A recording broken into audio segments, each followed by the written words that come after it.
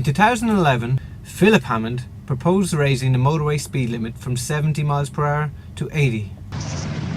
Fans of Top Gear will know we have always been fans of speed, until this happened to our very own Richard Hammond. In 1965, with the introduction of motorways, the speed limit rose to 70 miles per hour and has remained there ever since. Except for when it was temporarily reduced during the 1973 oil crisis to encourage fuel economy. The problem with speed, as Richard Hammond found out, is that the faster you go, the more likely you are to crash. It's hardly a rocket science.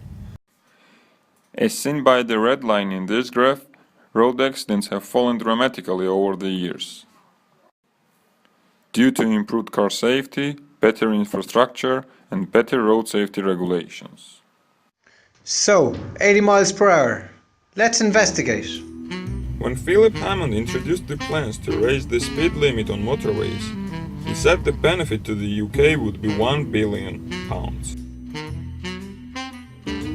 Now you might be surprised by this, but it turns out that politician Philip Hammond was being economical with the truth. We broke down the figures as follows.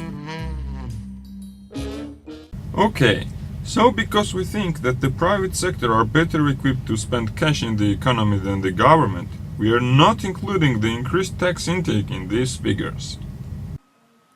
So, the real figure is £287 million, which is the added value to the UK economy.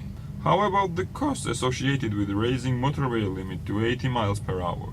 To get an idea of the likely loss of lives, we look into the work of the Mick Jagger of Road Traffic Studies, Professor Rune Elvik, and more precisely his statistical model to determine the rise in fatal accidents. Using this model, adapted for UK variables, Elvik has predicted that a rise to 80 miles per hour would cause 25 more deaths and more than 100 serious injuries annually. Do you remember Fight Club? First rule, James. First rule, we are not supposed to talk about the Fight Club. No, just the part about how companies put a value on life. Take the number of vehicles in the field, A, multiply it by the probable rate of failure, B, then multiply the result by the average out-of-court settlement, C, A. This calculation is known as the calculus of negligence and is used by insurance companies to calculate lost utility. Controversial as it may seem, policymakers use a similar principle to put a value on life to economically allocate resources. As economics Nobel Prize winner Milton Friedman put it, nobody can accept the principle that an infinite value should be put. How is a value put on life? The Department of Transport values life based on three calculations: lost output, medical costs, and human costs. I get the first two, but what's human cost? It's based on people's willingness to pay to reduce the risk of death or injury. Let me explain. Whoa, that looks like something out of QM class. The human cost is determined by calculating the vague risk trade-off, or the willingness to pay to avoid fatalities. Okay, assuming you have infinite funds and death is imminent, what would you pay to avoid this? An infinite amount. Right. And what would you pay to avoid being eaten alive by a goat? That's ridiculous. That never happened, so I'll take my chances. Exactly. Based on the risk to your life you will, sometimes subconsciously, put a cost value to eliminate this risk. And the table shows current value of life is approximately £1.7 million. Rune Elvik calculated the value of life at £1.7 million using a sophisticated meta-analysis based on estimates from a bunch of experts. In total, Elvik estimates that the annual cost of fatalities plus casualties will be £62.4 million. To make that figure real, 1.7 million at a discount rate of 2% equates to paying for an MBA CAS for the next 198 years. 287 million in projected benefits to the economy versus 62 million in projected casualties. I guess it makes economic sense to raise the speed limit. but there are some flaws to Philip Hammond's proposed benefits.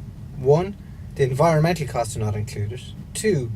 he hasn't accounted for the additional cost of implementing this. And most importantly, I'm not convinced by the government estimates of time saved. Every minute per hour lost to traffic congestion cost the UK economy £137 million, as people stuck in traffic aren't as productive. The 4.1 minutes saved does not take into account those drivers already going above the limit. Let's ask Professor Ben Hedeker for his views on journey time.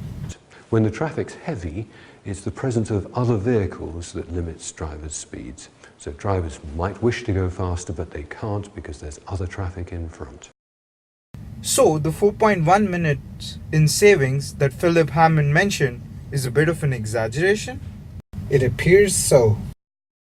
In Sweden, the government have an initiative called Vision Zero, which makes avoiding death and injury an absolute priority. What if we adopted a similar outlook? Say, a 60 mile per hour speed limit. I thought I'd have a look at the economic ramifications of such a move.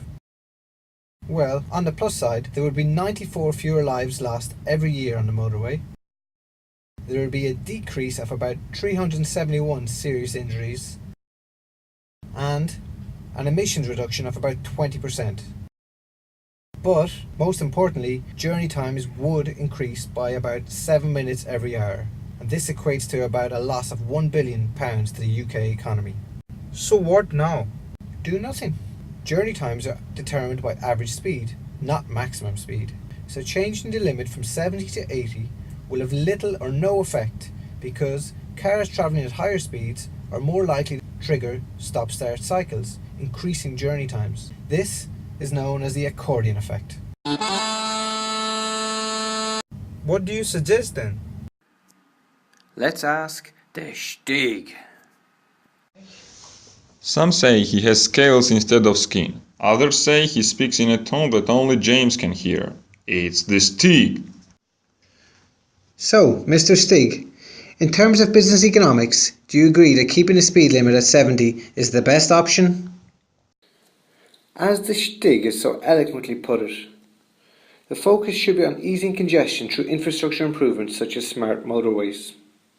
When fully deployed, and if current results are uniform across the network, we could see a reduction of about 20% in journey times. By simple proportions, this would equate to a significant time saving. So there we have it. We can have the best of both worlds, fast and safe. And on that bombshell, good night everyone.